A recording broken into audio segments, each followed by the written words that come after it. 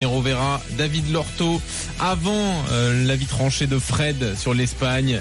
Allons-y sur les tweets quand même de Jean-Michel Aulas, Daniel. Donc, on vous a mis en vidéo l'avis tranché de Daniel, comme on fait d'habitude. Allez suivre d'ailleurs le compte After RMC sur Twitter. Donc, on a mis l'avis tranché de Daniel. Réponse de Jean-Michel Aulas.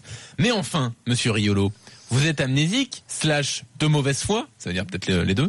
Vous n'arrêtez pas de critiquer l'OL. Bruno, moi, et ce soir vous expliquez le contraire. Émoticône rire, émoticône pouce vers le bas. Ce à quoi j'ai évidemment répondu. Émoticône cœur avec les doigts. T'as répondu.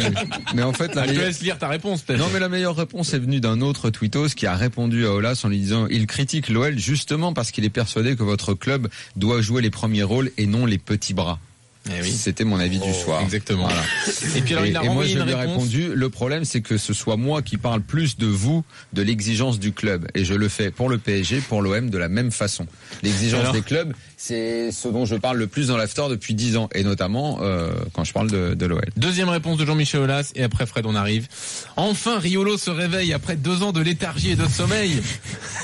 Ou alors il a eu une révélation.